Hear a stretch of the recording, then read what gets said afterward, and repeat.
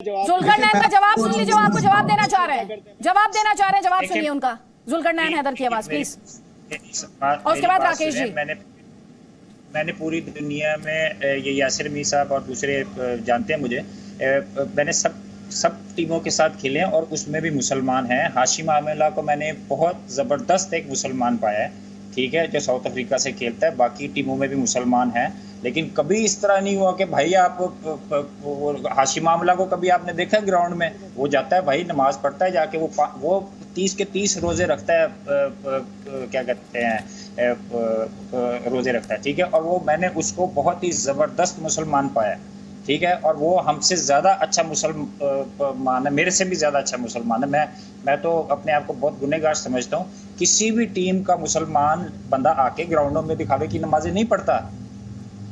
ये हमारे में भी मुसीबत है कि भाई सबको इकट्ठा कर लो। ये टीमों के साथ मैं जाता था भाई, मैं अगर किसी और फिरके से ताल्लुक रखता हूँ, हिंदू, अगर हमारी टीम में हिंदू था, कोई क्रिश्चियन था, भाई ये तो उसका भी इशू बना देते हैं। ये हमारी टीमों, पाकिस्तान की टीमों में तो ये उसका भी इशू बना देते हैं।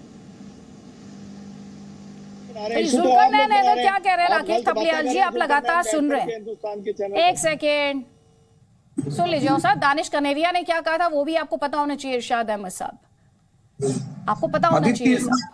अदिति, इसमें आप ये देखिए कि सबसे बड़ी चीज के फायदे के लिए धर्म का इस्तेमाल कैसे करते हैं। फायदे के लिए इन्होंने एक क्रिश्चियन को अपना कोच बना लिया, मैथ्यू एडन को। लेकिन जो इनके बैटिंग कोच है मोहम्मद यूसुफ, वो जब तक क्रिश्चियन थे उनको टीम में परेशानी होती रही। वो कप्तान बने, उसके बाद उनको अपना धर्म परिवर्तन करना पड़ा। उन्होंने मुस्लिम धर्म अपनाया, उसके बाद उनकी स्मूथ सेलिंग होनी शुरू हुई टीम में। तो ये जो कट्टरता का प्रदर्शन है हम ग्राउंड में, ये सही बात है कि ये किसी को नहीं कहते प्लेयर के भाई आइए हम नमाज पढ़ने जा रहे हैं, हमारी फोटो खींचिए। लेकिन पूरी दुनिया में सबको पता है कि जहां कहीं भी क्रिकेट मैच होता है और उससे मैच से पहले दिन प्रैक्टिस टीम कर रही होती है, तो पाकिस्तानी की टीम खुले मैदान के अंदर वो नमाज पढ़ती है। वो एक फोटो अपॉर्चुनिटी बनती है फोटोग्राफर्स के लिए, तो वो वहां पर आते हैं। लेकिन ये इनकी जो धार्मिक कट्टरता है, इससे कोई इनकार नहीं कर सकता। और जुल्करनैन हैदर ने बिल्कुल सही बात बोली है कि आप धर्म का प्रदर्शन तो करते हैं कि हम बहुत बड़े कट्टर धार्मिक व्यक्ति हैं, लेकिन जो गलत हरकतें आप करते हैं मैदान के अंदर और मैदान के बाहर, उसका क्या होगा, उसके ऊपर कोई वो नहीं ध्यान देता, उसके ऊपर कोई ध्यान नहीं है। मोहम्मद यूसुफ योहाना को क्रिश्चियन से मोहम्मद यूसुफ बनना पड़ा, मुस्लिम धर्म अपनाना पड़ा, क्योंकि उनको टीम में दिक्कतें आ रही थी। लेकिन यहाँ वर्ल्ड कप के लिए आपको फायदा देखना था, तो आपने एक क्रिश्चियन को कोच बनाने में अपना बिल्कुल भी दिक्कत महसूस नहीं की। नहीं, ये तो दानिश कनेरिया ने कहा। इरशाद अहमद, आप जज्बाती ना सुने मेरी बात ध्यान से, सुनिए ना सर। इरशाद अहमद, ये दानिश कनेरिया ने कहा था शाहिद आफरीदी को लेकर कि दबाव बना रहे थे। ये दानिश कनेरिया ने कहा था ना। अपनी सुनाते हैं जो मर्जी आप कह दें। अच्छा, हम सुना रहे हैं, ये आपका बटन आप जब मर्जी ऑफ कर दें। नहीं सुने ना, सुन लिया करें ना जब आप नहीं सुनने, ये बातें साइड रखिए। जो आपको बातें सुननी चाहिए वो आप सुनते नहीं है सर। जी चले सुनाए आप, फिर मुझे भी सुनिएगा आप। हाँ चलिए, मैं आपको कुछ और सुनवा देती हूँ, फिर उसके बाद आपको सुनूंगी मैं। सुनिए, ध्यान से सुनिएगा आप। चलिए ठीक है, बहुत शुक्रिया।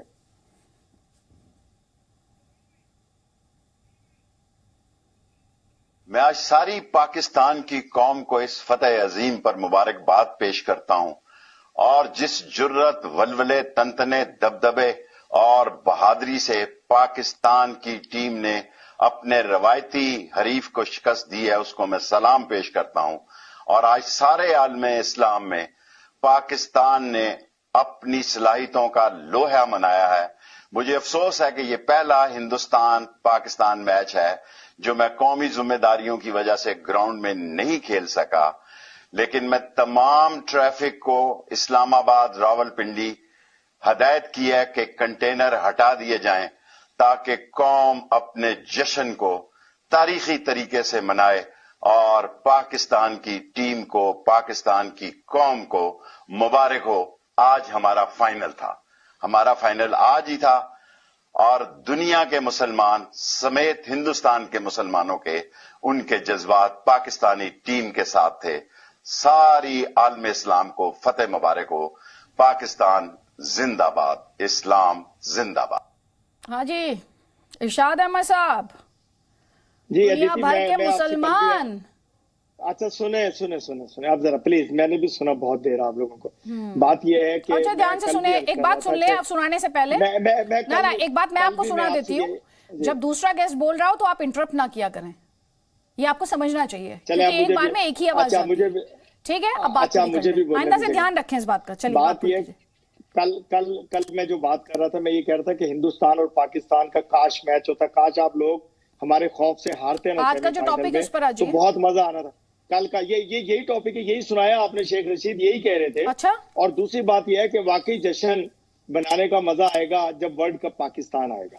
एक बात तो ये है, और दूसरी बात यह है कि जो वो कह रहे थे, ये पुरानी बात आपने दिखा दी जब ये वजीर दाखिला थे, इनको 3 साल हो गए देहांत किए हुए शेख रशीद साहब को, कि ये जो कुछ रंगीले बादशाह थे हुकूमत खो चुके अपनी, तो इसको इसमें इन्वॉल्व ना कीजिए। जो मैच हम जीतने वाले हैं, वर्ल्ड कप लाने वाले हैं पाकिस्तान में, इस वक्त वाकई जश्न देखने वाला होगा कल शाम को इंशाल्लाह पाकिस्तान में।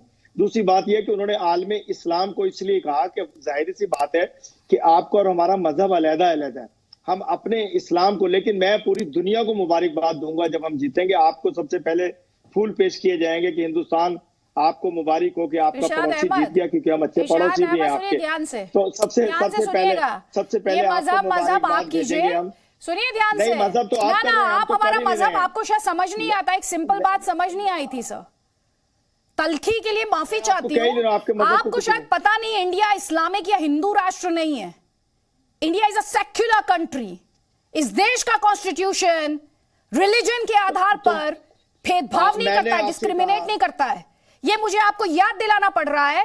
इस बहस में ये बात नहीं होनी चाहिए थी, क्योंकि हम क्रिकेट के मैदान पर मजहब की बात कर रहे हैं, लेकिन शायद आपको आदत है, आपको शायद इंडिया से इतना प्यार है, भारत से ये लगाव है कि आप भारत के बिना रह नहीं पाते, आप भारत के बिना कोई डिस्कशन नहीं कर पाते। और सुनिए ध्यान से, आप भी सुनिए, और ये आपके जो सियासतदान उन्हें भी बता दीजिएगा, भारत के मुसलमान की लॉयल्टी को, उसकी देशभक्ति को क्वेश्चन मत कीजिएगा, ये मुझे बताने की जरूरत नहीं है।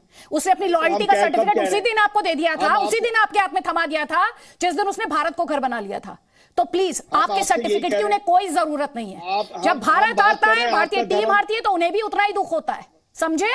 आपके जश्न में वो शामिल नहीं होते। ये गलत फहमी से बाहर आइए, ये गलत फहमी से आप बाहर आ जाइए। ये मुझे आपको बताना पड़ रहा है। आपको पता तो सब कुछ होता है, लेकिन आपको प्रोवोक करने की आदत है सर, आपको भड़काने की आदत है। कोई बात नहीं, एसके दत्ता सुनूंगी, आपने नहीं सुना मुझे? नहीं सर, मैंने सुन लिया आपको। आप इंडिया के खिलाफ जहर उगलेंगे, भारत के मुसलमान को गाली देंगे, और मैं आपको सुनूंगी, मैं आपको सुनूंगी सर। मैं भारत के मुसलमान को आप कुछ कुछ कहेंगे और मैं सुन लूंगी कि भारत का मुसलमान खुश होता है भारत की हार पर। नहीं सर, बिल्कुल नहीं सुनूंगी। करते हैं हम लोग, अल्हम्दुलिल्लाह हम सही तरीके से बोलते हैं और अच्छे तरीके से बोलते हैं। बदतमीजी तो वो होती है जब देश का प्रधानमंत्री बहुत ही हल्की बात करता है, या आप उसे शायद तमीज मानते होंगे। नहीं, वो आपकी नजर में तमीज होगी कि एक देश की क्रिकेट टीम हार जाती है, आपके प्रधानमंत्री इतनी फुर्सत में है कि उस टीम की हार पर ट्वीट करते हैं।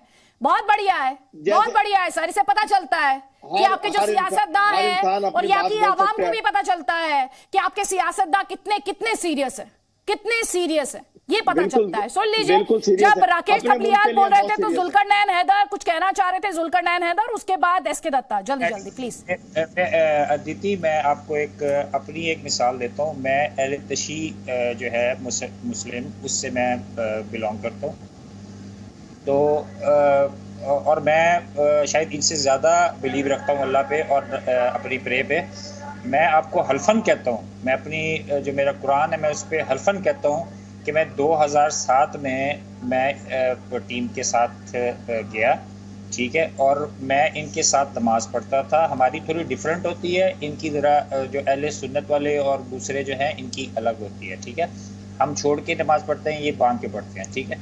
तो एक सीनियर बंदे ने जो पढ़ा रहा था नमाज, जब मैंने नमाज पढ़ी तो उसने अपने बड़े मौलवी साहब को फ़ोन कर दिया कि ये अहले तशी लोग हमारे साथ नमाज पढ़ सकते हैं कि नहीं पढ़ सकते। आप ये देखें कि इतनी इनमें वो क्या कहते हैं मज़हब की वो है कि दूसरे मज़हब के जो मुसलमान दूसरा आपके साथ नमाज पढ़ता है उस पर भी ये क्वेश्चन मार्क कर देते हैं और उसको भी लाइक नहीं करते कि भाई ये हमारे साथ नमाज पढ़ सकता है या नहीं।